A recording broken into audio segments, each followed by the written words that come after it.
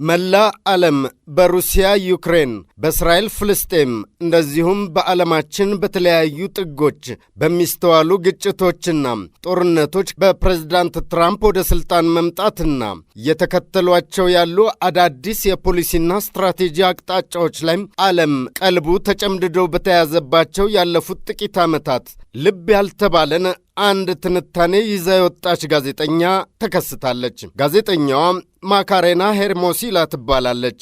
ማካሬና ሄርሞሲላ ከላቲን አሜሪካ የተውጣጡ ዜናዎችን በፖለቲካና በኢኮኖሚ ላይ አተኩራ ትሰራለች። በቺሊ፣ በአሜሪካ፣ በጓቴማላ፣ በሆንዱራስና በፔሩ እየተዘዋወረች ትኖራለች። አሁን ፓራጓይ ውስጥ ነው የምትገኘው። ከቺሊ የካቶሊክ ዩኒቨርሲቲ የጋዜጠኝነት ዲግሪ አግኝታለች። እናም በዚያች ሀገር ውስጥ ለሚዲያ ተቋማት እንዲሁም ለተባበሩት መንግስታት ዓለም አቀፍ የስደተኞች ድርጅት ጭምር ትሰራለች። ማካሬና ሄርሞሲላ በዩፒአይ የዜና አውታር በኩል ብቅ ያደረገችው ትንታኔ አስደንጋጭ ነው። ሄርሞሲላ ሕገወጥ ኢኮኖሚዎችና የተደራጁ ወንጀሎች እየተጠናቀቀ ባለው በዚህ ዓመት ሌላው ቀርቶ የአማዞን ደን በከፋ ሁኔታ እንዲጨፈጨፍ ምክንያት ሆነዋል የሚል ርዕስ ያለው ትንታኔን ይዛ ወጥታለች። እርሷ እንደምትለው የተደራጁ ወንጀሎችና ሕገወጥ ኢኮኖሚዎች በ2025 ተባብሰው ቀጥለዋል። ይህም የላቲን አሜሪካን ሁኔታ እንደ ማሳያ ትጠቅሳለች። በዚያ ቀጠና ባሉ አንዳንድ ሀገራት የአካባቢ ጥበቃ አፈጻጸም በከፊል እየተሻሻለ ቢመጣም በአማዞን ውስጥ የደን ጭፍጨፋን እያባባሱ ካሉ ዋና ዋና ምክንያቶች መካከል የተደራጁ ወንጀሎችና ሕገወጥ ኢኮኖሚዎች ተጠቃሽ ናቸው ብላለች። በቅድሚያ ግን የተደራጁ ወንጀሎች እምብዛም አሻሚ ትርጉም የለውም። ነገር ግን ለመሆኑ ሕገወጥ ኢኮኖሚ ማለት ምን ማለት ነው? ለመሆኑስ የኢኮኖሚ ሕገወጥ አለ ወይ? በአጭሩም የምጣኔ ሀብት ሳይንስ ሕገወጥ ኢኮኖሚን ኢሊሲት ኢኮኖሚ ይለዋል። ገንዘብ ለማግኘት የሚያገለግሉ ሕገወጥ ተግባራትን የሚያካትት የኢኮኖሚ አካል ነው ይለዋል። በአጭሩም እንደ አደንዛዥ ዕፅ ዝውውር፣ የሰዎች ዝውውር፣ የጦር መሳሪያ ዝውውር፣ ሕገወጥ የማዕድን ቁፋሮ፣ ሙስናና ሌብነት፣ የግብር መሰወርና ማጭበርበርን ጨምሮ የጥቁር ገበያ ንግድን ያካትታል።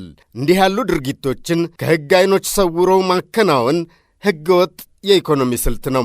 ግብር አይከፍሉም። ብዙ ጊዜ የህብረተሰቡን ደህንነትና ሕጋዊ ንግዶችን ይጋርዳሉ፣ ለአደጋም ያጋልጣሉ። አሁን ወደ ማካሬና ሄርሞሲላ ትንታኔ እንመለስ።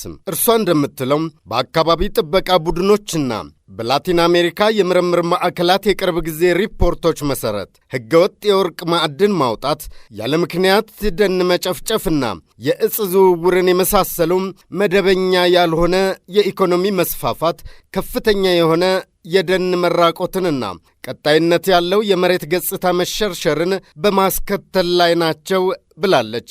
በሕገወጥ መንገድ የተገኘን ገንዘብ ወደ መደበኛው ኢኮኖሚ ለማስረግም ጭምር ያመቻቻሉ። እነዚህ ተግባራት ሌላው ቀርቶ በሕገወጥ መንገድ የተካበተን ገንዘብ ወደ መደበኛው ኢኮኖሚ ለማስረግ ጭምር ጥቅም ላይ እየዋለ ነው። በተለይም ደካማ የሆነ የመንግሥት መዋቅር ባለባቸው ከፖለቲካና ኢኮኖሚ ማዕከል ራቅ ባሉ አካባቢዎች በስፋት መጠኑም ከዩናይትድ ስቴትስ አሜሪካ ጋር የሚተካከለው አማዞን ደን 9 የላቲን አሜሪካ ሀገራትን ያካልላል። ብራዚል፣ ፔሩ፣ ቦሊቪያ፣ ኢኳዶር፣ ኮሎምቢያ፣ የፈረንሳይ ጉያና፣ ቬኔዙዌላ፣ ጉያናና ሱሪናም በተባሉ ሀገራት ውስጥ ይገኛል። ከአማዞን ደን ውስጥ 60 በመቶ የሚገኘው በብራዚል ነው። በመቀጠልም በፔሩ 9.9 በመቶ፣ በኮሎምቢያ 6.7 በመቶና በቬኔዙዌላ 6.3 በመቶ የሚሆነው በአማዞን ደን ይገኛል። በፈንዳሲዮን ፓራ ላ ኮንሰርቫሲዮንና ኤል ዴሳሮሎ ሶስቴኔብል በተባሉ የአካባቢ ተቆርቋሪ ቡድኖች የተዘጋጀው ሪፖርት እንደሚያመላክተው ቢያንስ 17 የሚሆኑ የታጠቁ ቡድኖች ቢያንስ 69 በመቶ በሚሆነው የሰሜን ምዕራብ አማዞን ደን ውስጥ ይንቀሳቀሳሉ። ይህም በዓለም አቀፍ ደረጃ ከፍተኛ ቁጥር ያላቸው ማኅበራዊና አካባቢያዊ ግጭቶች እንዲባባሱ ያደረገ ነው። እነዚህ የታጠቁ አካላት በሕገወጥ የማዕድን ማውጣት የተሰማሩ ቡድኖችን በየራሳቸው መንገድ የሚጠብቁና የከለላ ሽፋን የሚሰጧቸው ናቸው። ከዚሁ ጋር በተያያዘም ደከም ያለ አለያም የላላ የመንግሥት ቁጥጥር ባለባቸው የአማዞን ደን አካባቢዎች ላይ ይበልጥ ትኩረታቸውን አድርገው ይንቀሳቀሳሉ። እነዚህ ተዋናዮች የመሬት ወረራም የሕዝብ ስፍራዎችም መደበኛ ላልሆነም አለያም ለሕገ ወጥ ድርጊታቸው ይጠቀማሉ። በሽፋንነትም እንደ ከብት እርባታና የማዕድን ማውጣት ያሉ ሕጋዊ እንቅስቃሴዎችን ሽፋን ያደርጋሉ።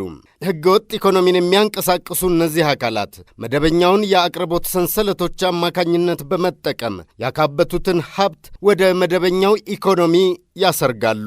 ይህም ማለት በሕገ ወጡና በሕጋዊው ኢኮኖሚ መካከል ግራጫ ዞን እንዳለ ያመላክታል። ደንን ወደ የግጦሽ መሬት ወይም የማዕድን ማውጫ አድርጎ መቀየር የመሬት መውረስን ከማመቻቸት ባለፈ ኢኮኖሚያዊና የግዛት ኃይልን ያጎላል። የአገሬው ተወላጆችን ማኅበረሰቦችን ያፈናቅላል። እናም በታሪክ ደኑን ለመጠበቅ የረዱ የአስተዳደር ዘዴዎችና ዘይቤዎችን ጭምር ያዳክማል። እልፍ እያለ ሲሄድም ሊያንኮታኩት ይችላል። ከነዚህ ተለዋዋጭ ሁኔታዎች ጋር የተያያዘው ጥቃት አማዞን በዓለም ላይ ለአካባቢ ተሟጋጆች እጅግ አስፈሪው ቀጠና አድርጎታል።